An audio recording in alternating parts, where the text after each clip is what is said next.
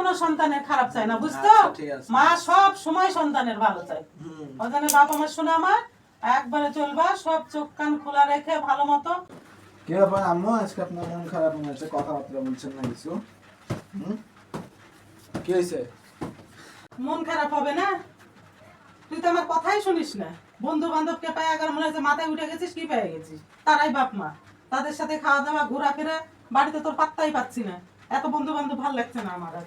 এখন একটু বড় এই যে বন্ধু বান্ধবের সাথে একটু ঘোরাঘুরি করলে কি সমস্যা? বড় হয়েছিস? কি এমন বয়স হয়েছে বড় হয়েছিস বললি পর তাহলে করে? কি ছোট আছি? তুই ছোট নাই? তুই কি বুঝলি বয়সের? হ্যাঁ, মনে হচ্ছে 50 বছর বয়স হয়ে গেছে তোর। এরকম ভাব। বাপ মা আপন না, বন্ধু বান্ধবী আপন তোর কাছে, তাই মনে হচ্ছে। ছিলে তো তার যে কথা বললি কেন বড় হয়ে গেছি? বাপ মায়ের কাছে সন্তান কখনো বড় হয় না, সব সময় ছোট। ঠিক আছে? আর এমন কিছু বড় হয়ে যাওনি যে বন্ধু বান্ধব নিয়ে বয়সে পাগল হইতে হবে।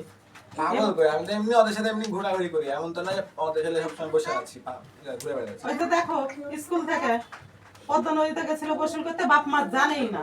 মনটা তো আমার এমনি খারাপ হয়নি, এর জন্য আমার মনটা বেশি খারাপ হয়ে গেছে।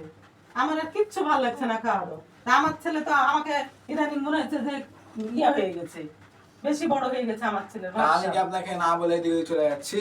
আমি তো আপনাকে বলে যাচ্ছি, আমি তো এমন না যে ওদিক সবসময় বলে যাও না। স্কুলের নাম করে ঘুরে বেড়াচ্ছি। আমি তো স্কুলের নাম করে স্কুলে যাই, আমি যেখানে বলি সেখানে তো যাই। টেনশন কাজ করে না? হ্যাঁ, এর সব সময় ছেলের জন্য টেনশন থাকে, জানো? হ্যাঁ, তুমি তো এখন বুঝবা না এগুলো, তোমার বয়স হয়নি বোঝার।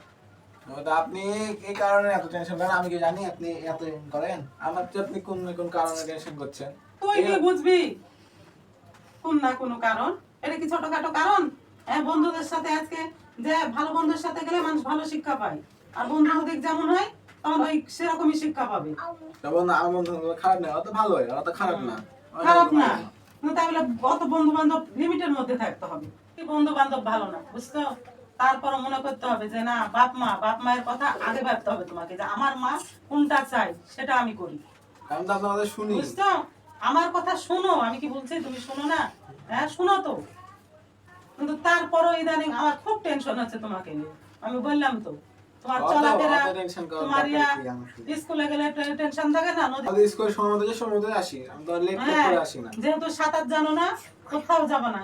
আর কোনো দিন সময় খুব খারাপ, কোনো বন্ধু বান্ধবের সাথে কেউ কোনো কিছু করে কোনো দিক দিয়ে, মানে অনেক রকম এখন দিনকাল সময় খুব খারাপ। খুব সাবধানে সব রকম মানুষ থেকে, বুঝছো?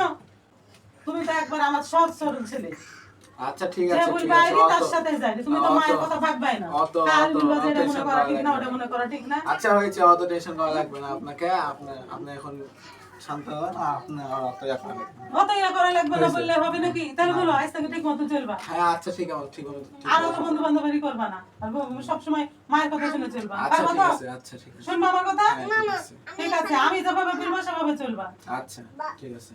আর মা কখনো সন্তানের খারাপ চায় না, বুঝছো? আচ্ছা, ঠিক আছে। মা সব সময় সন্তানের ভালো চায়। ওখানে বাবা মা শোনা আমার একবারে চলবা, সব চোখ কান খোলা রেখে ভালো মতো, সব দিক মানে এক কথাই সুন্দরভাবে চলবা। আমি যদি কোনো আচ্ছা, প্রকার ঠিক আছে। কষ্ট না পাই, এটা চেষ্টা করবা যে মাকে যেন কষ্ট না দেওয়া যায়। আচ্ছা মায়ের কথা যেন শুনতে আচ্ছা পাই। ঠিক আছে। আচ্ছা আচ্ছা।